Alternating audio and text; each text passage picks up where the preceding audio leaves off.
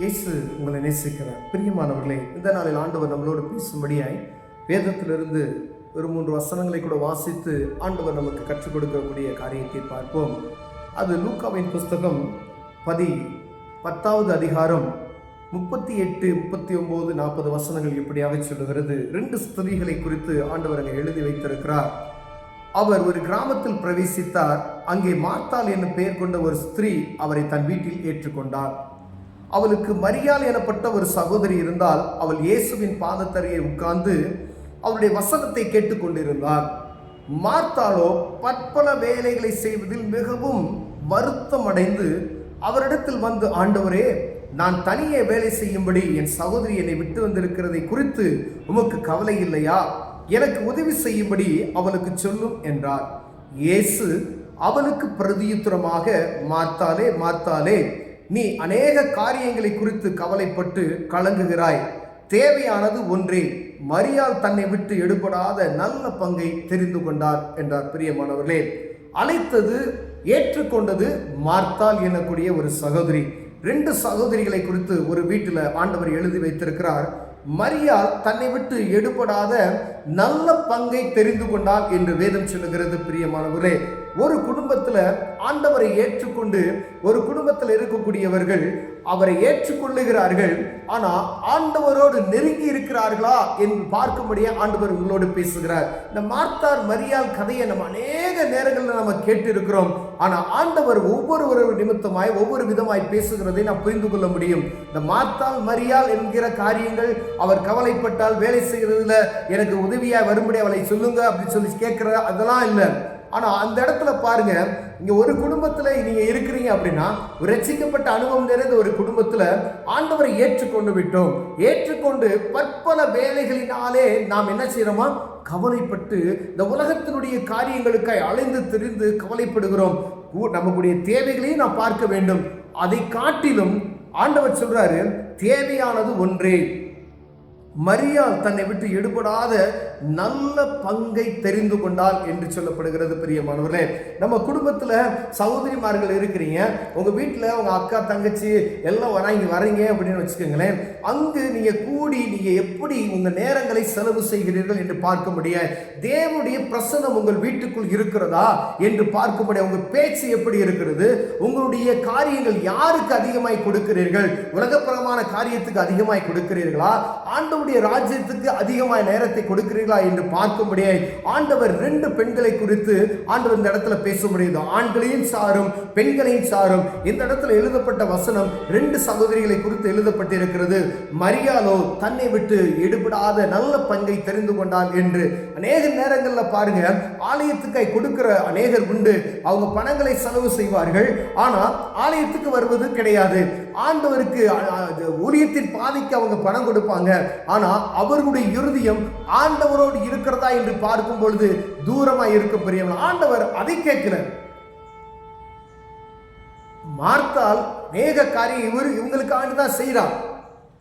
ஆனா ஆண்டவர் அங்க சொல்றாரு, 2 பேருமே ஆண்டவருக்காண்டி தான் உதவி செய்யறாங்க.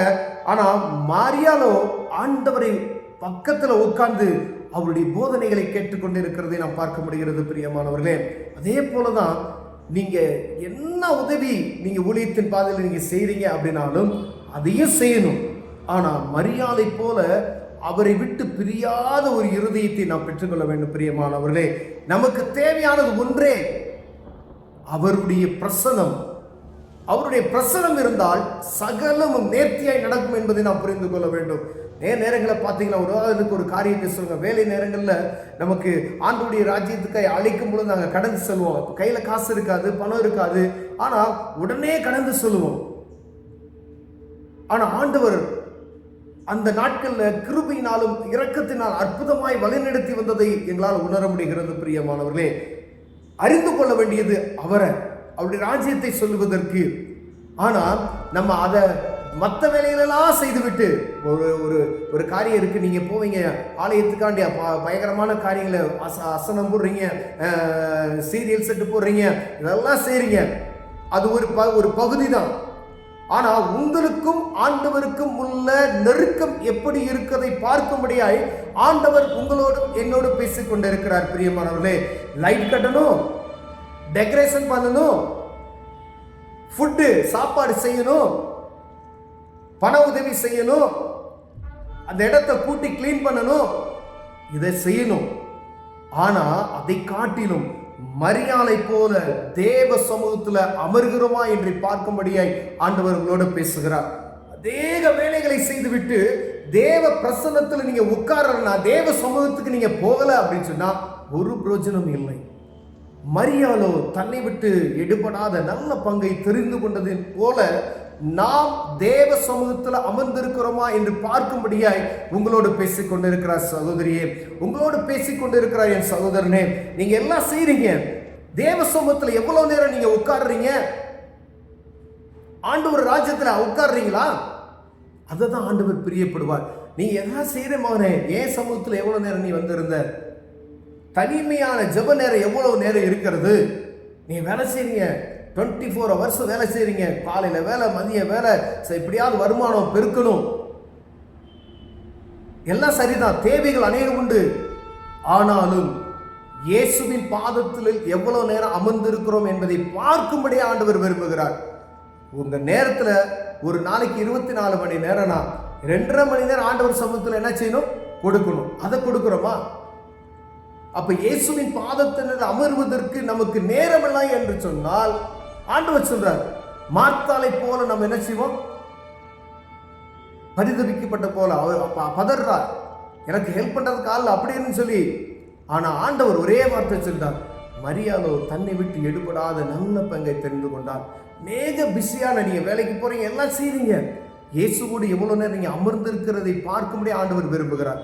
அவருக்கு பிரியமானது நீங்க அவர் சமூகத்தை வந்து காத்திருக்கணும். தேவ சமூகத்துக்கு போங்க, முழங்கால் படியிடுங்க, அப்பா அப்படின்னு சொல்லி கூப்பிட்டீங்கன்னா அவர் உங்களை நிரப்புவார், அவர் உங்களுக்கு ஞானத்தை தருவார், அவர் உங்களுக்கு வழியை காட்டுவார், அவர் உங்களுக்கு போதிப்பார், அவர் சகலத்தையும் நன்மையான காரியங்களாய் செய்வார். பிரியமானவர்களே, அவருக்கு பிரியம் அவர் சமூகத்தில் நீங்க கூடி வருவது. எவ்வளவு நேரம் நீங்க தேவ சமூகத்தில் அமர்கிறீர்கள் என்று பார்க்கும்படி ஆண்டவர் உங்களோடு பேசுகிறார். பிரியமானவர்களே, ஒருவேளை இந்த மார்த்தாளை போல நம்ம இருக்கிறோமா, மரியாதை போல காணப்படுகிறோமா என்று பார்க்கும்படி ஆண்டவர் உங்களோடு பேசுகிறார். ஒருவேளை மார்த்தாள் உள்ள ஏத்துக்கிட்டா, அங்க மேல வசனம், அங்க ஒரு கிராமத்திற்கு அவர் ஒரு கிராமத்தில் பிரவேசித்தார். அங்கே மார்த்தாள் என்னும் பெயர் கொண்ட ஒரு ஸ்திரீ அவரை தன் வீட்டில் ஏற்றுக்கொண்டார். ஆண்டவர் ஏற்றுக்கிட்டார். பாதத்தில் அமர்ந்தது யார்? மரியா. ஏற்றுக்கொள்வதற்கும் அமர்ந்து அவர் பாதத்தில் உட்காருவதற்கும் வித்தியாசத்தை ஆண்டவர் காண்பிக்கிறார். நீ ஏற்றுக்கொண்டு விட்ட மாட்டாலே, ஆனா மரியாளோ என்னை விட்டு ஈடுபடாத நல்ல பங்கை தெரிந்து கொண்டால் என்று சொல்லுகிற பிரியமான எவ்வளவு பேர் இந்த காரியத்தை நம்ம சரியாய் நடக்கிறோம் என்பதை பார்க்கும்படியே ஆண்டவர் உங்களோடு பேசுகிறார். தேவ சமூகத்துக்கு கொடுக்க வேண்டிய நேரத்தை நீங்கள் சரியாய் கொடுப்பீர்கள், ஆண்டவருடைய காரியம், ஆண்டவருடைய ராஜ்யத்தை பிரவேசிப்பதற்கான எல்லா காரியத்தையும் ஆண்டவர் நேர்த்தியை நடத்தி கொடுப்பார். மரியாதை அந்த வீட்டுக்குள்ள தான் இருக்கா. அப்ப எவ்வளவு கவனமா இருக்கணும்னு சொல்லி நம்ம ஒவ்வொரு நொடி பொழுதும் பார்க்க வேண்டும். தேவனுக்கு கொடுக்க வேண்டிய நேரத்தை அவருக்கு கொடுக்கணும், கர்த்தருக்கு கொடுக்க வேண்டிய நேரத்தை அவருக்கு தான் கொடுக்கணும். அதை விட்டுட்டு அந்த நேரத்தை பிசாசானவன் வஞ்சிக்கிறவனை போல அந்த நேரத்தை கொள்ளை எடுக்கிறான் அப்படின்னு சொன்னா, கொள்ளை அடிக்கிறான்னு சொன்னா கவனமா இருக்கணும். இந்த நேரத்தை டிவி உங்களை இழுக்குது அப்படின்னு சொன்னா கவனமா இருக்கணும். இந்த நேரத்தை சினிமா உங்களை இழுக்குதுன்னு சொன்னா கவனமா இருக்கணும். இந்த நேரத்தை வீணான பேச்சுகளுக்கு நீங்க இடம் கொடுக்குறீங்க அப்படின்னா நீங்க கவனமா இருக்கணும். இந்த நேரத்தை தேவ சமூகத்தில் அமர வேண்டிய மரியாதை போல அந்த இடத்துல உட்கார வேண்டிய நேரத்தை எங்கோ போய் ஜாலியா நம்ம டைம் ஸ்பெண்ட் பண்றோம்னா கவனமா இருக்கணும். இயேசுவின் இடத்துல நீங்க அமர வேண்டிய நேரத்துல ஏதோ நம்ம டூர் அடிக்கிறோம் அப்படின்னு சொன்னா கவனமா இருக்கணும். இது காலம் கடைசியா இருக்கிறபடியினாலே ஆண்டவர் உங்களோடு என்னோடு பேசுகிறார். ஆண்டவருக்கு கொடுக்க வேண்டிய நேரத்தை சரியாய் நாம் கொடுப்போமையானால் கர்த்தர் நம்மை ஆசீர்வதிக்க வல்லமையுள்ளவராக இருக்கிறார். கண்களை மூடுவோம். ஜெபம். அன்பின் தகப்பனே, மரியாதை போல தெரிந்து கொள்ளுகிறதுல, உண்மை அறிந்து கொள்ளுகிறதுல, உன் பாதத்தில் அமர்ந்து கொள்ளுகிறதுல எங்களுக்கு கிருபை பாராட்டுங்க. ஆண்டவரே, விட்டு எடுபடாத நல்ல பங்கை தெரிந்து கொள்ள இந்த வார்த்தை எங்க ஒவ்வொருவரையும் சாரட்டு நாங்கள் ஜெபிக்கிறோம். இயேசுவின் நாமத்தில் பிதாவே, ஆமென்.